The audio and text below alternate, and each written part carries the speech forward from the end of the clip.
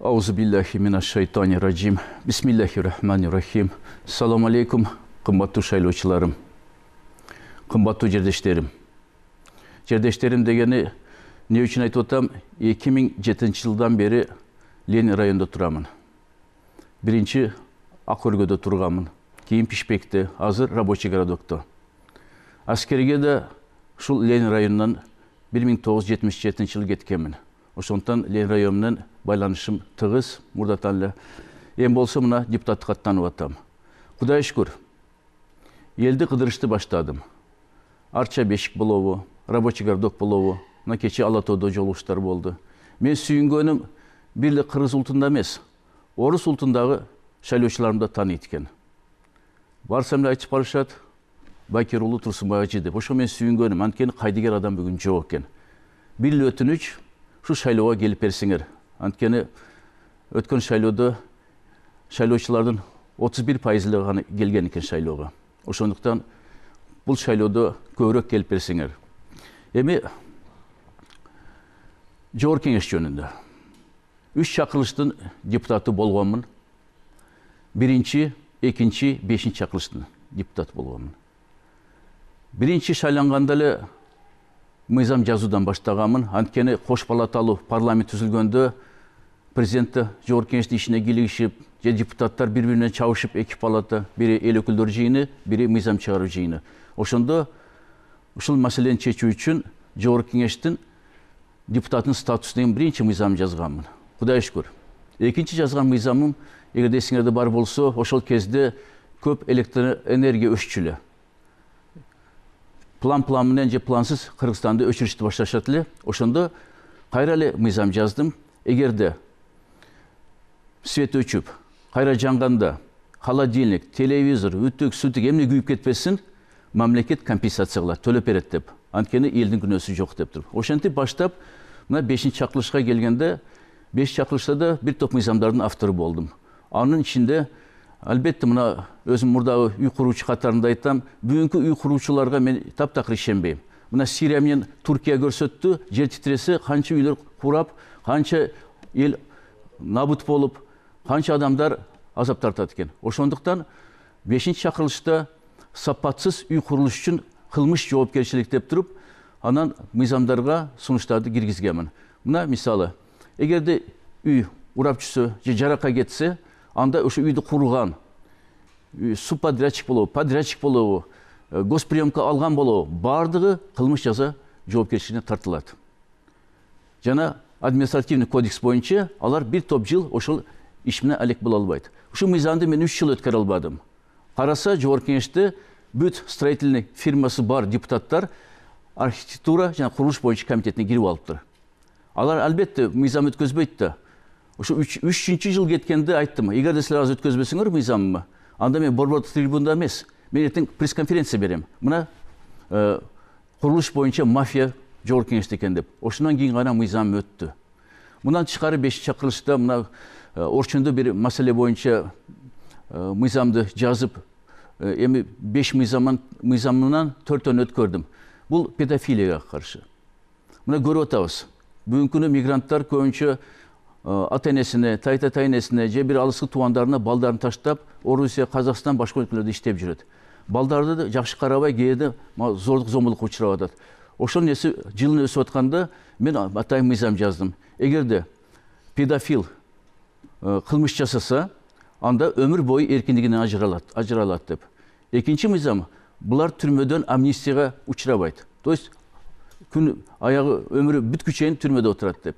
Bundan тышкары шарттан мурда бошотууга да туура келбейт деп. Условно-досрочное освобождение деп коет. Ошо да булар туура келбейт. Түрмөдөн чыгыш керек эмес деп. Анан 4-чү мыйзамым бул эмгек кодексине. Түрмөдөн чыккан адам эч качан балдары менен иштей албайт. Кайсы бала менен иштей турган мекеме болбосун, детский учреждение акысы жок деп туруп.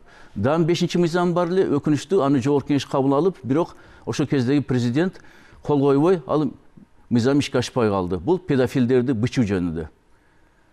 Бул жерде түрдүү себептерди айтышты, мен айттым, эң негизи дедим, педофилдерди бычыса дедим, башкаларга сабак болот деп. Анткени бизде Кыргызстанда өлүм жаза жок деп.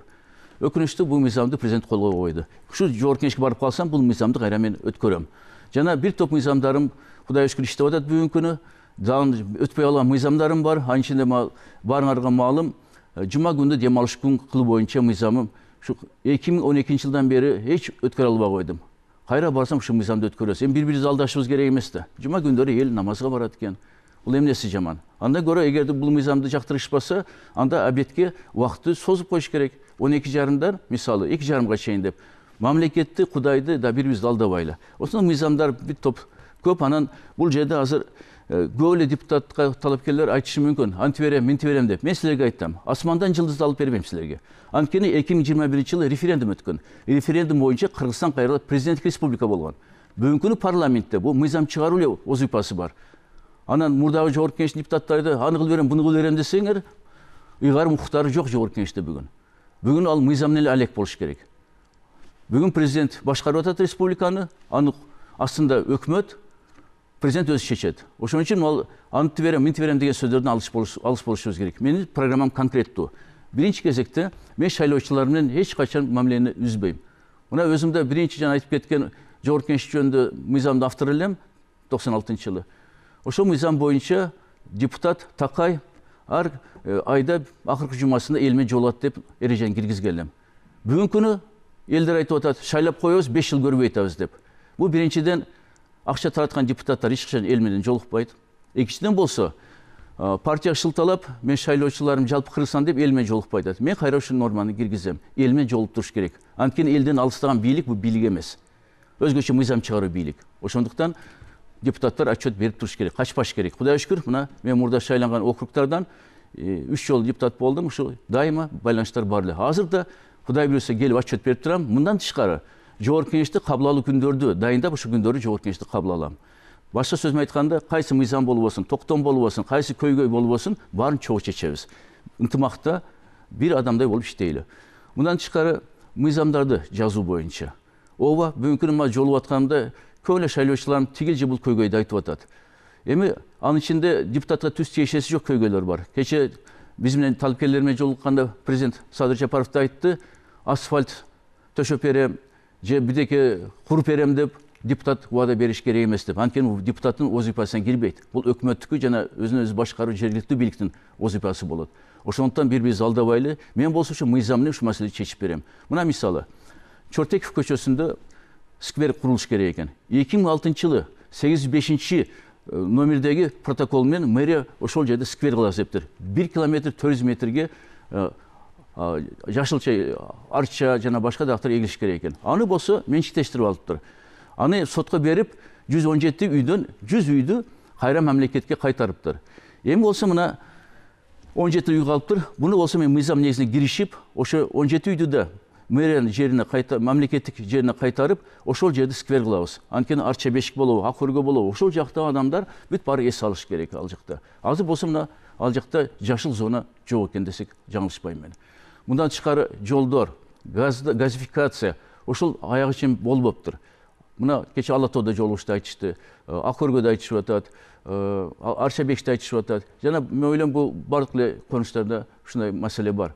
Kanalizasiya боюнча. Kanalizasiyаны бирөө төлөптүр, бирөө төлөбөптүр. Бир канализация сапаттуу болбоптур да. Азыр жерден суу тееп атат, жаман суу тееп атат дейт. Бул маселелерди мыйзам негизинде чечебиз. Мен ойлойм, бул чечиле турган маселелер. Эми кээки ушактарга жооп берип койбосом болбойт. Карылар дейт, эс албайсыңар дейт. Бул жогорку кеңеш, бул акимчилик эмес, айыл өкмөт эмес, жаштарды койгону. Жогорку кеңеште тажрыйбалуу, илимдүү, билимдүү адамдар иштеш керек. Мен силерге айтып атам, мына азыр чыны кесипкерлерди тандоо убактысы келди. Эгерде мыйзам жазышты билбесе, эки сөздү кошо албаса бири-бирине, андай депутат мыйзам жаза албайт. Кайра айтып атам, бүгүнкү күнү бизде президенттик республика, парламент мыйзам менен алек болуш керек. Мындан тышкары жеке үй бүлөмө киришип атат, туугандар. Мен эч кимдердин үй бүлөңөрү кызыкпайм. Мен үй бүлөм бар, Кудай шүкүр, мен никелүү жашап атам. Анан бул жерде жеке жашоомго киришип, тигил же бул сөздү айтканыңар бул туура эмес, акырет күнү жооп берип каласыңар. Bundan başka da geri kuşaklar jötme alara жооп бергим келбейт. Анткени мени көрүп атасыңар, мен алдыңарга келем, ошондо бетме бет сүйлөшөбүз. Рахмат.